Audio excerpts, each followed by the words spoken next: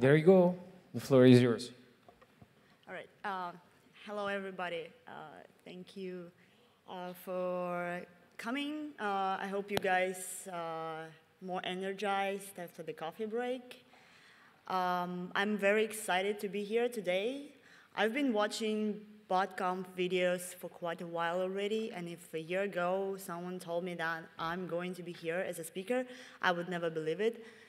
But I'm here, and my talk has quite long name, but in a nutshell, I'm going to speak about malware, which is capable to launch brute forcing attacks against content management systems. So let me introduce myself and people who were doing this research. My name is Anna, and my colleague and co-author of this research, Veronica Valeros. We are both threat researchers from CTA, Cognitive Threat Analytics. This is the group within Cisco which is applying machine learning algorithms in order to find malicious activities and anomalies on the network. So me and Veronica are basically looking at the output of the traffic, of the network traffic, and classify malware and study malware as well. I would like to thank also Sebastian Garcia and Stratosphere IPS project for providing data sets for the malware we're going to discuss today. So let's define the scope. I divided the presentation into two parts. The first part is going to be the overview of brute forcing malware. This is essential to understand the scale of the problem. And the second part is going to be a deep dive on the Trojan and botnet called Satterbot. Today we're not going to talk about reversing. We did not reverse the binaries. There are two things why not. First, it was already done by other researchers, so we didn't want to reinvent the wheel, let's say. And second, this is kind of out of scope for us because we are studying malware behavior on the network. So we were mostly curious how malware behaves in the long term running in a sandbox. We also a little bit narrowed down the scope on focusing mostly on WordPress sites because this is the most popular content management system out there. It's like more than 18 million sites built with WordPress. And also the botnet that we were studying, we observed that it was brute forcing WordPress sites. So that was our goal. So brute forcing is basically the attack which is trying to break the authentication system. And WordPress authentication system is form-based, I'm sorry. So you need to put the username and password. So in order to log in, there is another way how you can authenticate yourself by using the XML remote procedure call, where the XML data transferred over the HTTP. And this feature is implemented in WordPress by default. It's not primarily used for authentication, but it requires username and password. So as I said, brute forcing is trying to break in the authentication method. And we divided brute forcing attacks into two parts. The first part is a vertical brute force attack, where the one infected host is using dictionary, like list of passwords, and it's trying them all against one website. And the horizontal brute force attack is where the infected host has, let's say, a list of sites for brute forcing and has only one password. So it goes and tries this password to all of the sites only once.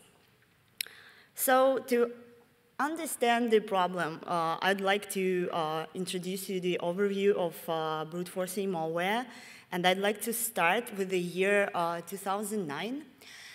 This is the first record that we were able to find regarding the distributed brute forcing attacks. It was reported on the Sans blog post the personal experience of the user who obtained the small PHP script, which was taking 3 parameters, like curl, to perform HTTP requests, then the parameter for passwords, and the third for sites, and launch the brute forcing. I need to remind you that the WordPress was created in 2003, and I'm pretty sure there were attempts to brute force it, but we were able to find the earliest record of documentation of the attack in 2009. So if you guys have the earliest data, please share. That would be really nice. The next year I'd like to cover is year 2012. And it brought us Stantinka. Today, guys from ESET is going to cover that in details. We were curious. Stantinka was discovered in 2017, but was operated since 2012. We were curious in particular in the one of the plugin it was using. It's a modular botnet, and it uses the brute plugin, which is basically able to launch the dictionary attacks against Joomla and WordPress sites. So the next year, it brought us Fordisco, also known as VP Cracker. And Fordisco was the campaign which got great coverage in media. It was reported. It was like the first big attack on that scale, and it was targeting Windows machines and obtaining the list of passwords for brute forcing from the command and control, and the username for brute forcing were hard-coded in binaries. The other thing interesting about Fordisco, though, is that sometimes it was delivering PHP backdoor called filelessman. And that is the small redirector which was doing the scan on the background of the user agent. And if the requirements met, it was redirecting users to the Stix exploit kit. Also, the hacked by Fordisco WordPress sites were used by the black hole exploit kit, which was reported by several other researchers, and as well as the SteelRat botnet, which was using WordPress sites to deliver spam. So this is all for the 2013, and the next year is 2014, which brought us MIAM. The first, this malware was reported by the security researchers operated under the handle malware must die, and then the researchers from Yandex did a great research on the MIAM, and they published a paper on virus bulletin. So MIAM is actually targeting Linux web servers, and MIAM had like around 6 plugins, which all of them designed for brute forcing from different services, like from FTP services, do the crawling and parsing, and also perform brute forcing of WordPress sites. It is also interesting that researchers mentioned in a paper that they found out that MIAM linked with Fordisco. The next year I'm going to cover is going to be 2015, and it brought us actually 3 interesting malwares. The first is Athra, and it was reported by the researcher from Vivid Security, who was personally experienced the brute forcing attack on his personal WordPress site. He noticed that the whole IP addresses which attacking his site actually belongs to devices, and devices of the Athra routers and modems. He started to investigate, and he found out that all of them were having the default passwords, which apparently was abused by some group of malicious actors, and who launched some piece of malware, which launched then the distributed brute forcing attack against WordPress sites. It is also interesting that at the same time, Brian Krebs published the blog post about the Lizard Squad hacking group, which were using DDoS tool to knock in offline lots of websites. And it was the link between the Athra devices and default passwords and Lizard Squad as well. Well, unfortunately, researchers did not publish which malware was responsible for the brute forcing as well, so we are not aware of that. So the second malware, which also appeared to be in 2015, was discovered by Veronica Valeras. She was actually studying Andromeda and Gamaru botnet. She let it run in a sandbox for 30 days, and she found out that after 14 days, the behavior of the malware changed. The second payload was delivered, and she named it as a CMS catcher. She was actually presenting this on the botconf in 2015. So this new payload was responsible for the brute forcing. It obtains the list of passwords from the bot master, and it was launched the brute forcing attack with the default credentials, admin. And for the 4 days of observing the activity, the bot tried to log in 200,000 sites, which is pretty aggressive. And the last malware that happened to be in 2015 is a ransomware Troldash. After decrypting users' files, it didn't stop here. It actually obtained several other payloads, and one of them was CMS Brute. This is the malware which was contacting its command and control servers in the Tor network, obtained the list of passwords, and launched the brute forcing attack. So this is all what I'm going to cover in 2015, and the next and the last year is 2016, which brought us two interesting events. First, there was discovered one unknown ISP provider which was responsible for 1.65 million brute forcing attacks daily. So this is actually the traffic that was coming from this ISP is actually more than all brute force traffic coming from the OVH, GoDaddy, and Rostelecom.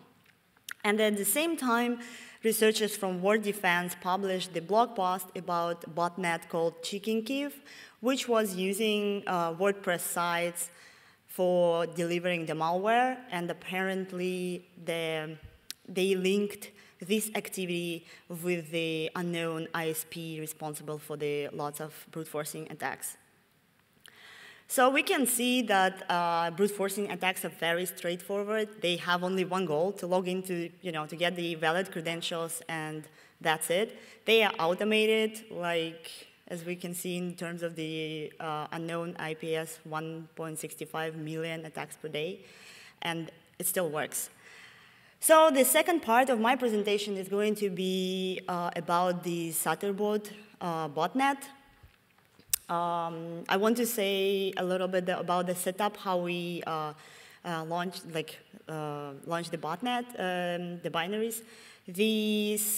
We used simple VM, and we let it sit in the bot for 4 days until it actually got blocked, with no user interaction, and we installed the BitTorrent client because otherwise bot is not functional.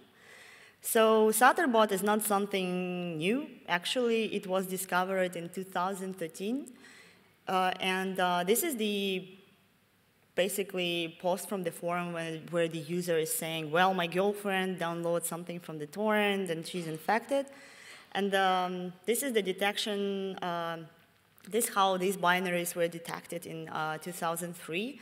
But I have an access to the virus total intelligence, and the same bot is actually detecting in 2017 as a Satterbot. Satterbot is a modular botnet. It has 4 modules: backdoor, downloader, web crawler, and brute forcer. And we're going to mostly focus today on the last 2.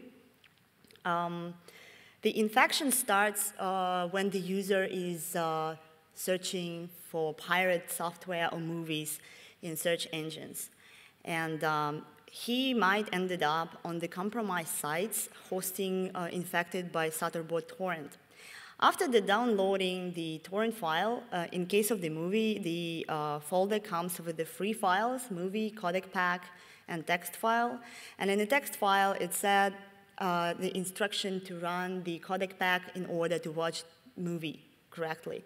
And when the user ran the codec back, the Stutterbot DLL loaded, and the error message popped up.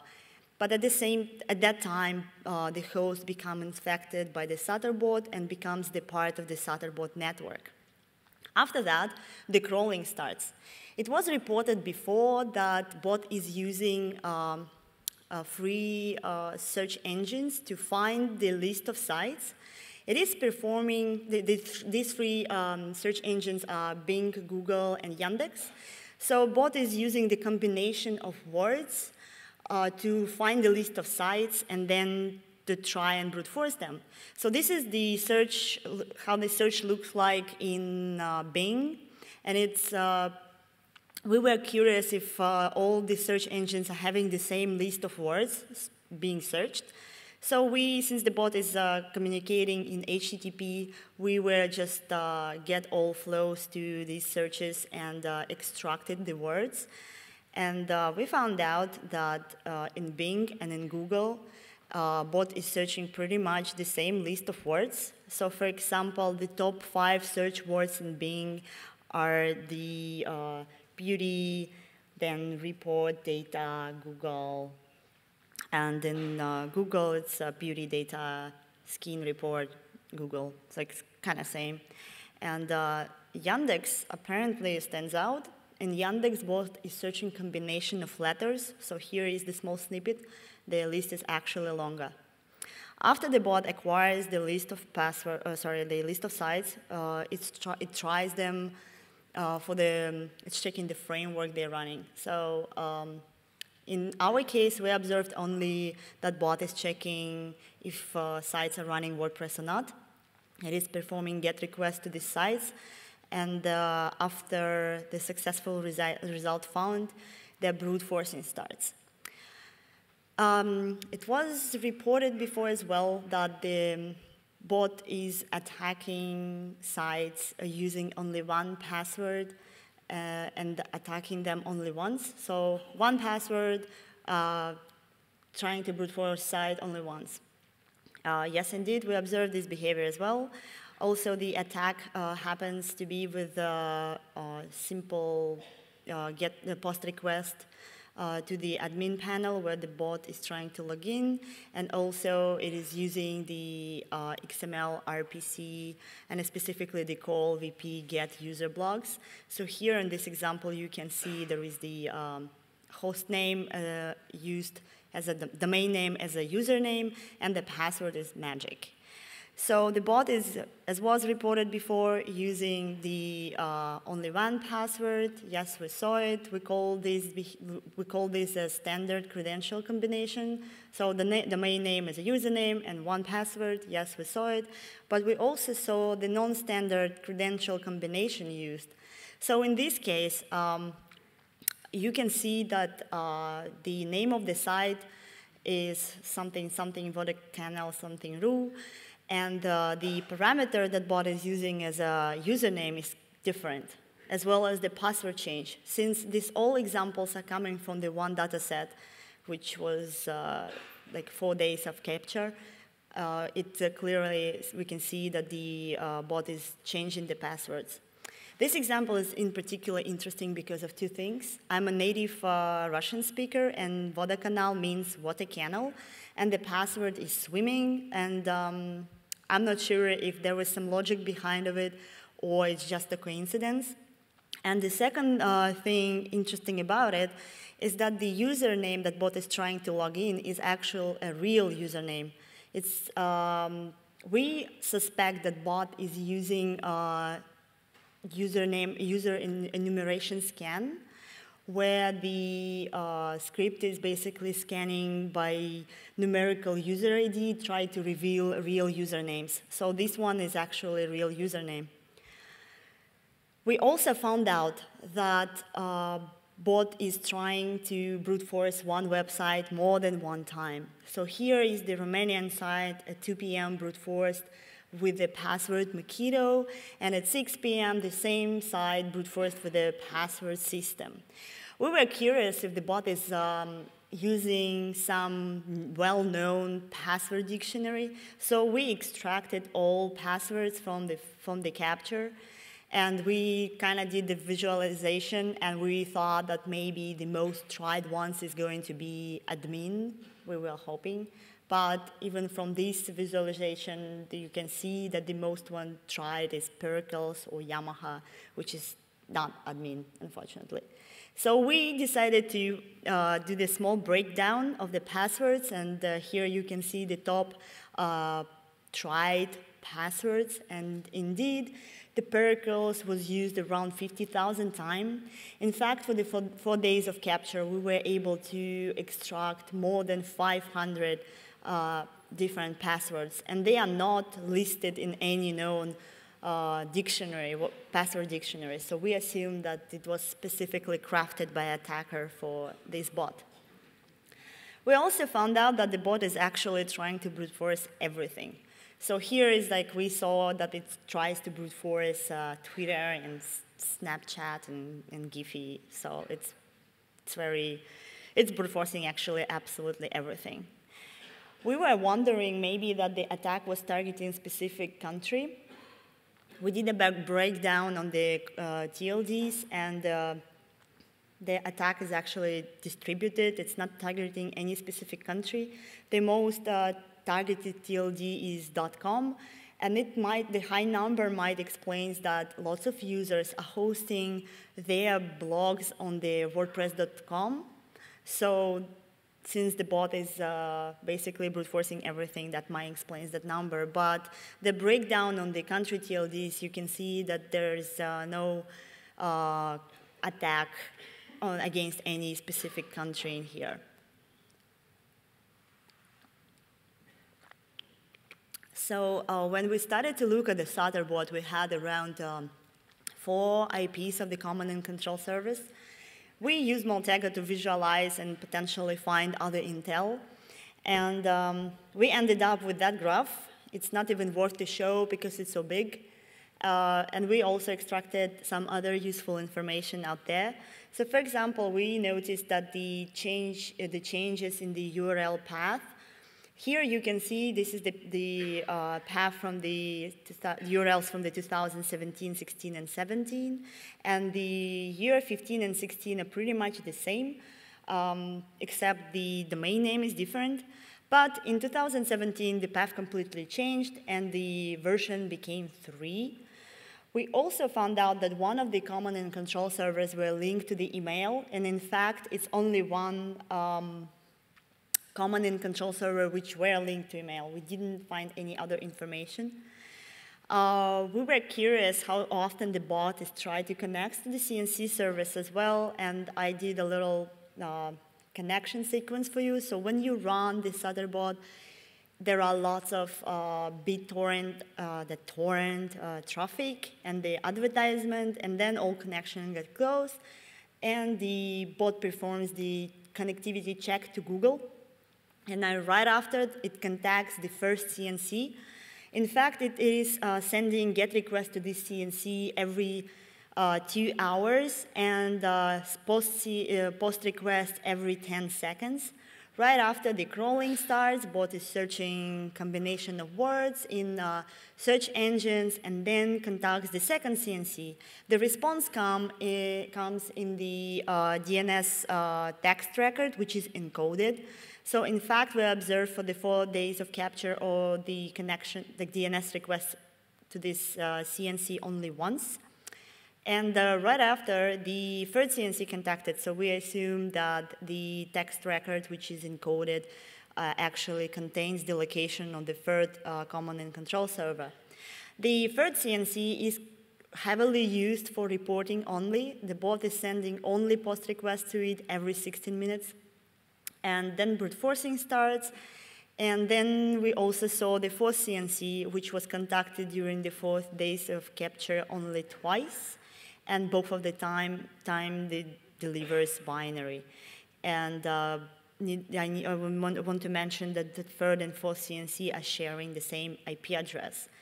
So since we use the Maltego, we extracted all of the command and control servers for all of these years. And we noticed some pattern in there. We break it down into groups. So for example, here you can see that we actually called it lazy admin approach because you can clearly see that this was an attempt to name the infrastructure somehow.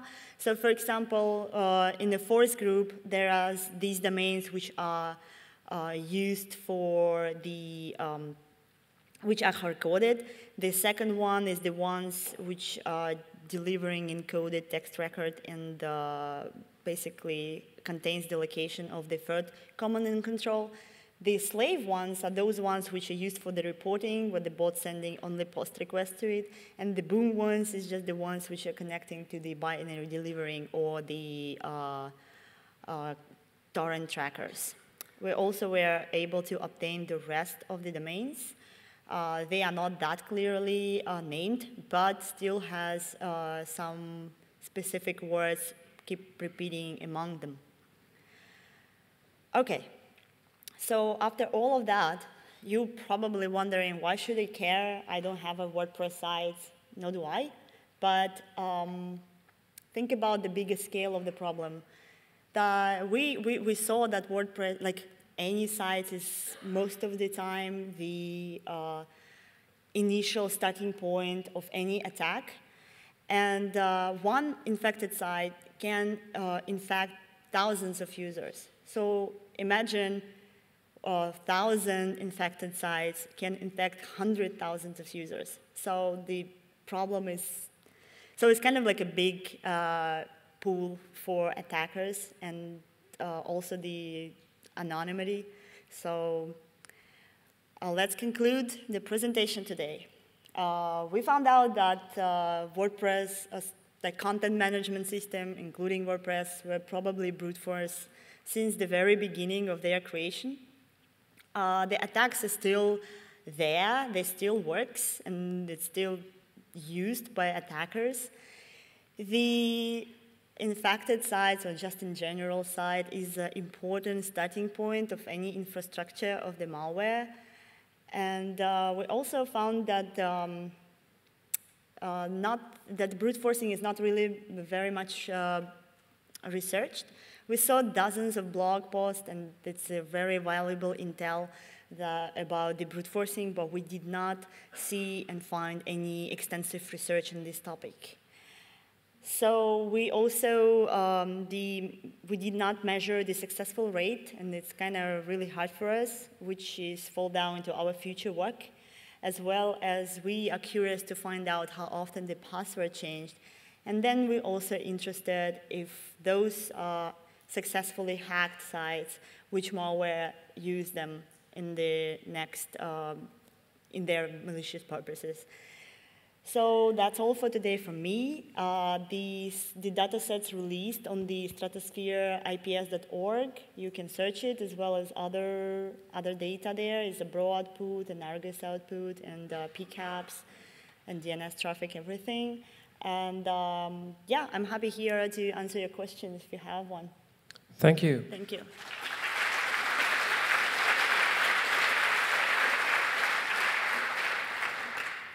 Are there any questions for Anna? Come on, don't be shy.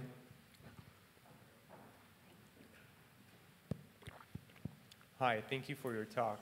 You presented an interesting technique in which the malware goes to the first CNC server in order to get a specific domain in which he should get his TXT record and then follow on and on.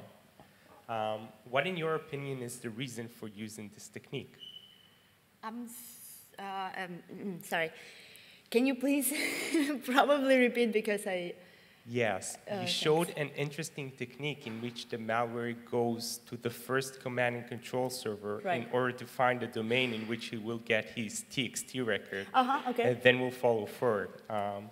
How would you explain the usage for this technique? Why is it necessary?